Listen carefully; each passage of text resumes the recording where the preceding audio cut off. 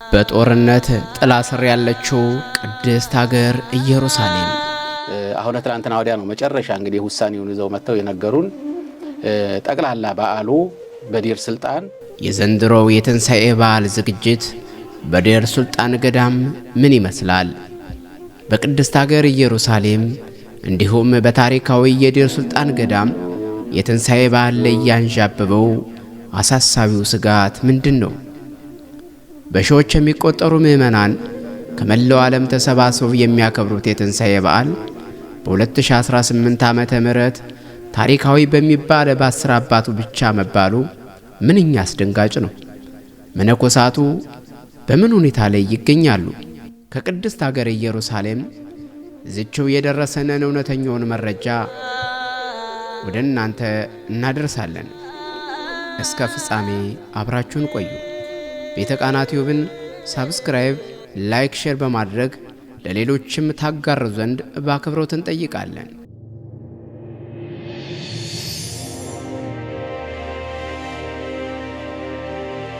የጸጥታው ሁኔታና የመነኮሳቱን ስጋት በተመለከተ የኢየሩሳሌም ገዳማት ዋና መጋቢ አባ ተክለ ሃይማኖት ኃይለ ማርያም ከደወል ሚዲያ ጋር በነበራቸው ቃለ መጠይቅ እንዲህ ብለዋል።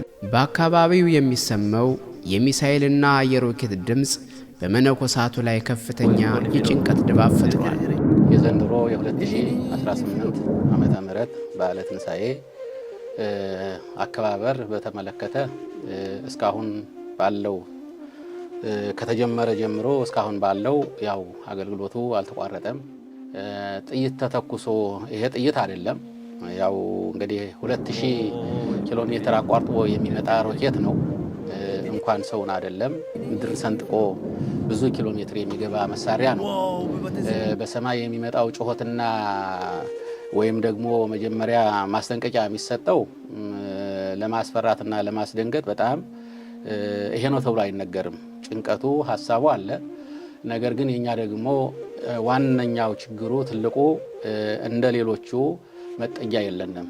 በጎልጎታም ይሆን በደብረ ገነት እንደ ሌሎቹ ሂደን የምንጠጋበት የምንከላከልበት የለም። የድሮ ስራ ስለነበረ ያው ያሁን የቅርብ ጊዜ ነው ይሄ መከላከያ ያለባቸው እንጂ በዛ በአካባቢው ደግሞ ቢኖሩም እኛን የሚያማክሉ አይደሉም። ምክንያቱም የዳቲዎች ሰፈር የሃይማኖት አክራሪዎች ሰፈር ስለሆነ እኛን ብዙ እንትን ስለማይሉን እኛም አልሄድንም። ትልቁ ፍርሃቱ ምንድነው? አዎ እርግጥ ነው ፍርሃቱም አለ፣ ጭንቀቱም አለ።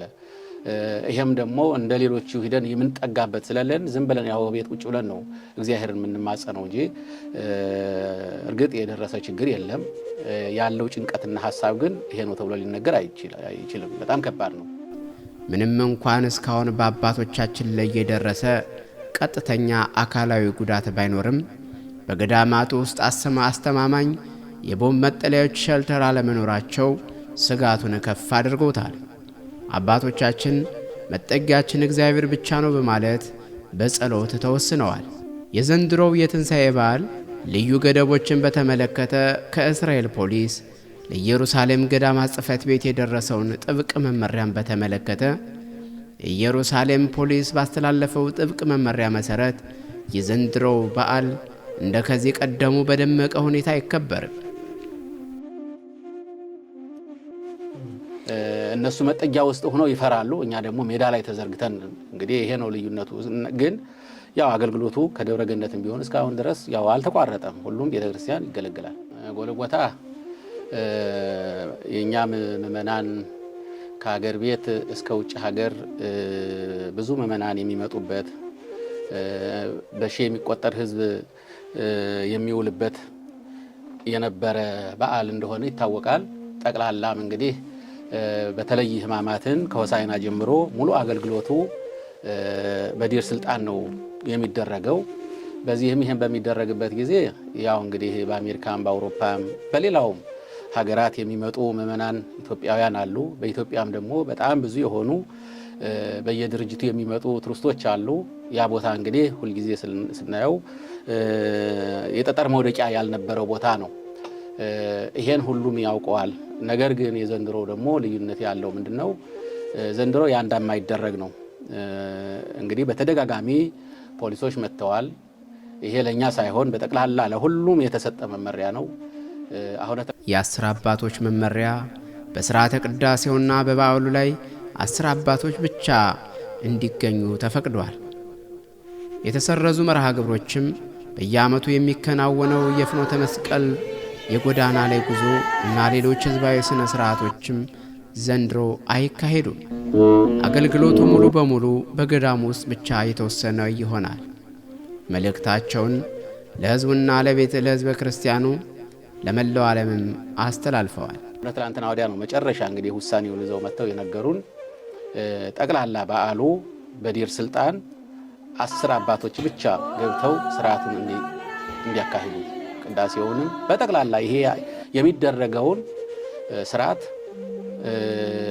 በ10 አባቶች እንዲሸፈን የሚል መመሪያ ነው የሰጡን። ይሄን አበክረው ነግረውናል። ጠቅላላ ፖሊሶች ከዛ አካባቢ እንደሚቀመጡ ከኛው ከበሩ ላይ ጧት ሲከፈት ይመጣሉ፣ ሲዘጋ ነው የሚወጡት። ከዛ እንደሚጠብቁ ነው።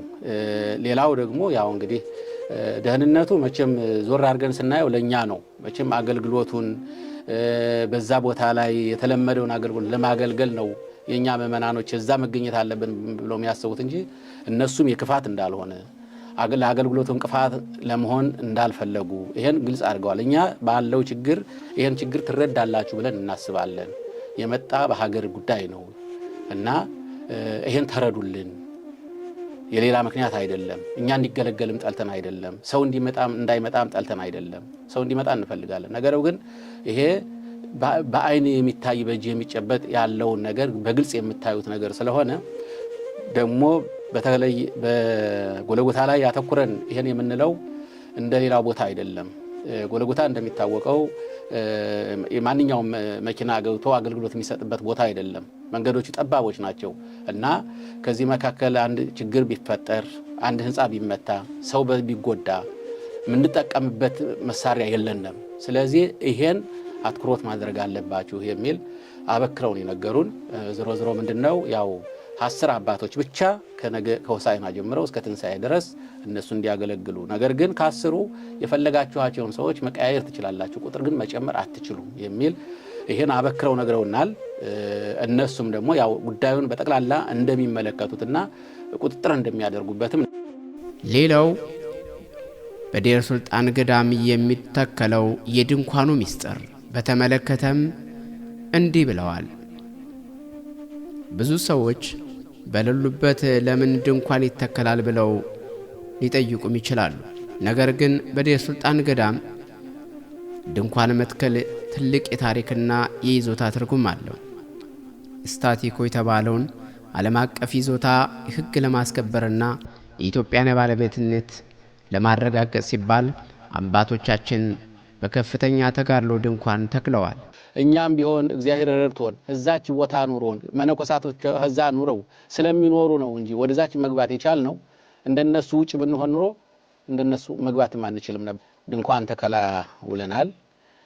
ድንኳኑ እንግዲህ ያው እንደሚታወቀው አገልግሎት የሚሰጥ አይደለም። ነገር ግን ያው በጎልጎታ ዙሪያ ስታስቲኮ የሚባል ሕግ ስላለ ያን ሕግ ለመከላከል ነው እኛ ከፖሊሶች ጋር ትተክላላችሁ አትተክሉም፣ ለምንድን ነው የምትተክሉት? አገልግሎት ለማይሰጠው ነገር ለምን ትተክላላችሁ ብለውን፣ አይ እኛ አገልግሎት እንደማይሰጥ እናውቃለን እንረዳለን። ነገር ግን ስታስቲኮ የሚለው ሕግ እግዚአብሔር ካደረሰን ለሚመጣው ዓመት ደግሞ እንተክላለን ብንል ስታስቲኮ ሕግ ነው ትሉን አላችሁ። ስለዚህ ከአሁን ቀደምም የተደረገ ምልክቶች ስለነበሩ ስለዚህ ወይ ደብዳቤ ስጡን ያለበለዚያ ግን እንተክላለን አልናቸው። እነሱም ያው ተከራከሩን። መጨረሻ ያው እንግዲህ ኃላፊን አናግሬ መልሱን ነግራችኋለሁ ብሎን ሄደ። መጨረሻ ያው እንግዲህ ተስማምተው ድንኳኑን ትከሉት አሉ። እንግዲህ ከዛን በኋላ ያው በብፁዕ አባታችን በአቡነ ናትናኤል መሪነት መነኮሳቱ ከላይም ከታሽም ያሉት አባቶች ተሰብስበው ያው ድሮ እንደሚታወቀው አረቦች ገብተው ገንዘብ ከፍለናቸው እነሱ ነበር የሚሰሩት። እነሱ መግባት ስለማይችሉ ካላዛር ስለሚመጡ አሁን በዚህ በጦርነቱ ምክንያት ስለተከለከሉ እኛው ነው ትላንት የተከልነው ማለት ነውና በብፁዕ አባታችን መሪነት ድንኳኑን ትላንትና ተክለናል።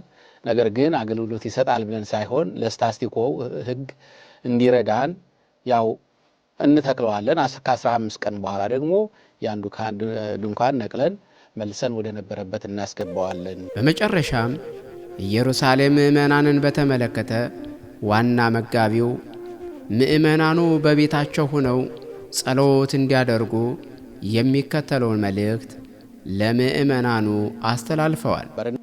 እና ነገሮቹ ከባድ ነው። እንዲሁ እኛ በቀላል እንደምንናገረው አይደለም። እነሱም ያው በጣም አትኩሮት አድርገውበታልና የኛ ምእመናንም ይሄን ተገንዝበው ይሄን ግምት ውስጥ አስገብተው በያለንበት እግዚአብሔርን መለመን እግዚአብሔርን መማጸን ያስፈልጋልና ግዴታ ከዚህ ስለመጣን ብቻ አይደለም ከቤታችንም ሆኖ እግዚአብሔር ስለሚሰማን ይሄ ችግር ደግሞ ተወግዶ አንድ ሆነን በአንድ መጠለያ ውስጥ ገብተን የምንገለገልበትን ጊዜ ጥሩ ጊዜ እንዲያመጣልን መማጸንና መለመን ይገባል እንጂ ምንም እንኳን መንገዶች ቢዘጉና በረራዎች ቢሰረዙም የቅድስት ሀገር ኢየሩሳሌም በረከት ከሁላችን ጋር እንዲሆን ጸሎታችን ነው።